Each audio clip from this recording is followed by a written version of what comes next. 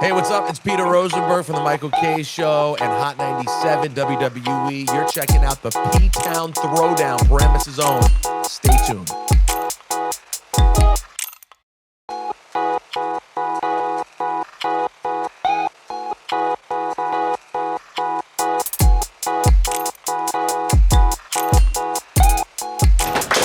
Hello, Paramus. My name is Brendan O'Callahan, here for P-Town Throwdown, and today we have a very special guest interview, and his name is Mr. Peter Rosenberg.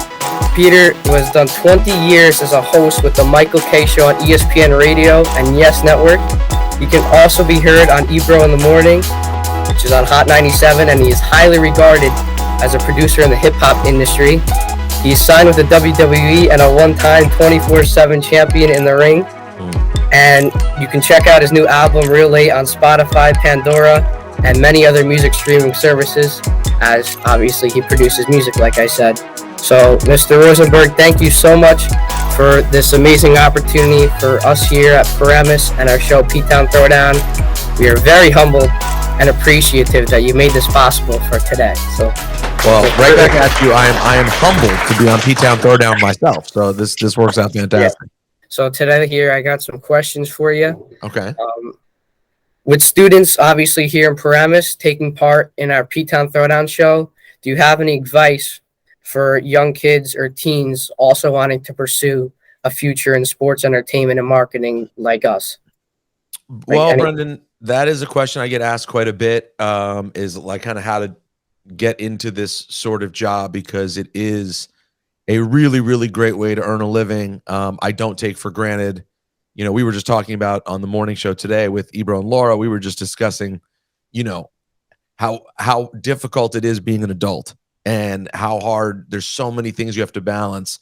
And for us, we get to do that while having a job that isn't even really a real job. You know, we get to hang out with our friends and talk for a living. And that doesn't mean there aren't days when it's harder or more tiring or becomes work. That it does happen, but by and large, it is such a dream job to have. So it's a tough and always changing sort of field to get into. It's almost hard for me to give advice to people today because you guys are growing up with such different opportunities in front of you. You know, when I was your age, I was constantly recording DJ mixes where I would mix on my turntables and I would get on the microphone and I would host and I would record it all, and it was all pretend. I mean, that's really the only way I can describe it, as pretend, because I was recording it for nobody but myself. I mean, sometimes if I liked it, I'd play it back for my friends on the weekend or when we were driving around or something, but like I was really making it all up. Now we live in a time where you can create a show like P-Town Throwdown or whatever you're doing and actually get it to people on YouTube or social media, etc. So I should say that there's a whole new way of building a brand and making it happen. But for me, the one piece of advice I always give is deciding what it is you're most passionate about and pursuing that with, you know, reckless abandon. You know, like, you have to know when you get in the car, you have to know where the destination is, or it's going to be really hard to get anywhere. You're going to just sit there driving in place, driving in circles. But if you get in the car and you say you're in Paramus and you go, hey, we're going to the city. Well, then you know, okay, well, we got to get on 95 and we're going to take the tunnel and we're going to make our way to the city. So I look at careers the same way. If you don't have a destination, it's impossible to get anywhere.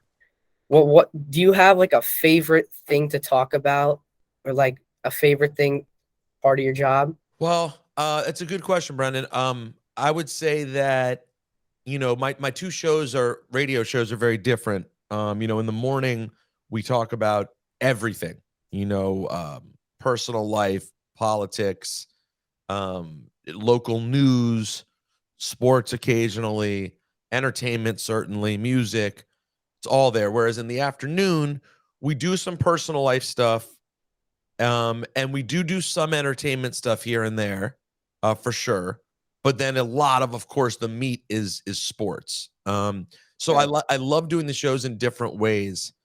I would say my favorite thing to talk about in the morning is stuff really directly related to music, and particularly music that I love and enjoy. I would say in the afternoon, when it comes to sports, I'm most passionate about football. That to me, football is just the best sport to talk about. I think it gives the most. There's so many different ways to discuss it. You know, with baseball, it can get really bogged down in numbers. Um, and football, for some reason, to me, it's just like everyone's passionate about it. You know, such a high percentage of the audience has a team that they love and root for passionately. So I would say when it comes to the afternoon, football is probably my favorite thing to get into. It's also really fun, I'm sure. It is, and you know, you do have to do a good amount of work and research, but at the same time, you just made the point yourself. Like, it's not, you know, 30 years ago where you had to just read the paper every morning and take everything in. I mean, you really can get the information as the conversation's going on, you know? So if I'm talking about Daniel Jones and the kind of season he's had for the Giants, I don't have to remember every single thing about it anymore, because while the conversation's going on, I'm looking at Pro Football Reference and I'm looking at his touchdowns to interceptions and I'm seeing it all right in front of me. So you have to, you know, listen, that will get you a certain part of the way. And then, of course, the other part is just being dialed in and paying attention to the things that matter so you can speak about them, you know, passionately. Like you take, for example, last week, the horrible scene with Damar Hamlin of the Buffalo Bills.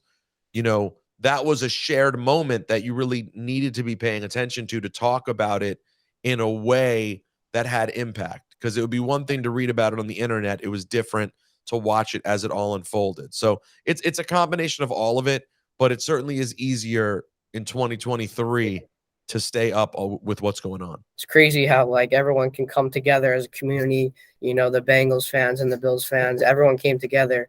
You know, even if they didn't know who Damar Hamlin was, and you know, once everyone heard the news, it was crazy how that all folded out. And thank God he's okay. You know, obviously you're big in the industry.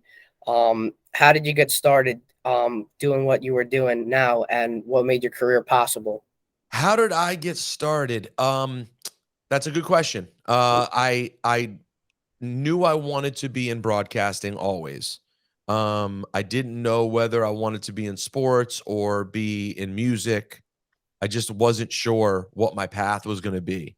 Um, and then I went to the University of Maryland. I'm from Maryland.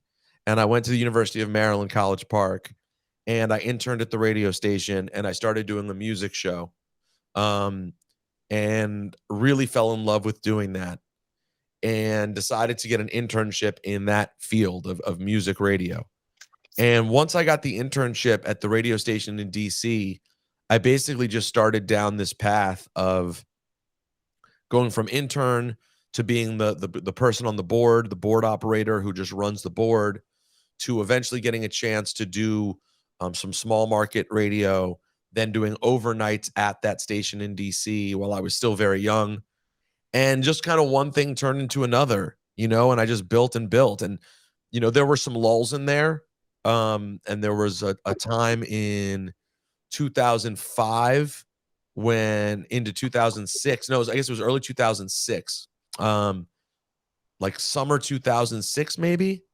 I lost my job in radio, and for like close to a year, didn't have a full-time job and was just looking and looking and looking.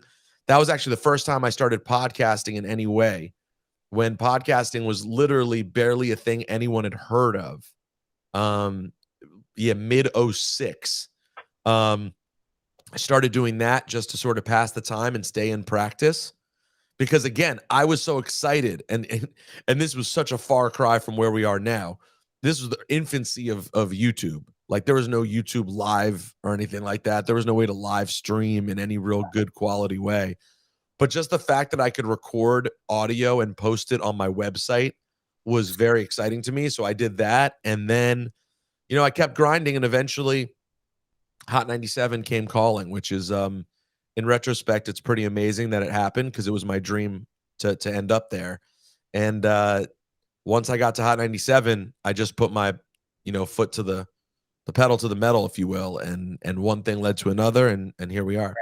But I'm sure you know a little bit about this. How do you grow and like create some interest to the viewers? I mean, listen, some of it's that, it's a lot of it, of course, is thinking about what people are talking about. But, like sports, it sort of does its work for you in that you're going to talk about the sporting events of that week. It's the NFL playoffs are this weekend. The Knicks lost last night. The college football championship game was a joke. The Jets post-mortem, all these Carlos Correa stuff is happening. All this stuff is sort of there for you. So it's not that hard. It's just about how you do it that makes it interesting. The morning show is different though, because we might go in like today, there wasn't one story that we had to talk about on the morning show. There wasn't one news story, entertainment story that like everyone's talking about. So you have to improvise and come up with what's something relatable. And sometimes, I've gotten pretty good at reading what is something I'm dealing with in my personal life that I know other people are dealing with in their personal life, and just bringing that to the air and hoping you find something good there. But every day is a challenge. It's kind of what makes the gig fun, is like, Exactly. those days when you don't know what you're going to do, but you end up running into something great. So do you have a favorite music artist? And if so, what makes them your favorite? It's really hard to say that with how passionate I am about music, but I would say that if I'm absolutely forced to choose my favorite artist of all time, it's the rap group A Tribe Called Quest is probably my favorite all-time group. Just grew up loving them. They really, I mean, a lot of people of my age range, they just, hit me in the heart hard, and really it never changed. I love them just as much today. And one of the coolest things in my life is that, speaking of talking sports, Q-Tip from A Tribe Called Quest loves to hit me up to talk about sports. And it's like, I told him recently, I was like, you don't understand. I was like, if you had told the 14-year-old me that you would just call me to talk about sports, I would say that would be enough for my entire career. That's all I would have ever needed to do. And it's one of the great perks of getting to be on in New York, is having your voice heard by people you idolize like that. But yeah, I would say A Tribe Called Quest. Yeah, you got a lot of good reactions when you said that. Last question. Do you have a favorite? Is football your favorite sport? Or like, do you have a favorite sport? And why does it make it your favorite? I would say football is my favorite sport to watch. And at this point, it's not like I do a lot of playing of sports. So, Yeah, I mean, it's golf and tennis are basically the only sports I'm playing. So I would say that football is my favorite. It's such a watchable game from home, like yeah, to sit down at home and throw on a football game and an NFL game. Like, I can basically enjoy watching any two teams play. And that's just not the truth for me in other sports. Like a random baseball game, don't care. Random hockey game, even random basketball game, I just don't care. yeah. Whereas a random football game, if there's any implication at all, I can be interested in watching it. It's just, there's something about that product that's just, to me, incredibly fun. Listen, it's a game that has a lot of problems. I have a lot of issues with the NFL as an organization, but man, the product that they have is just so entertaining week to week. Exactly. Thank you.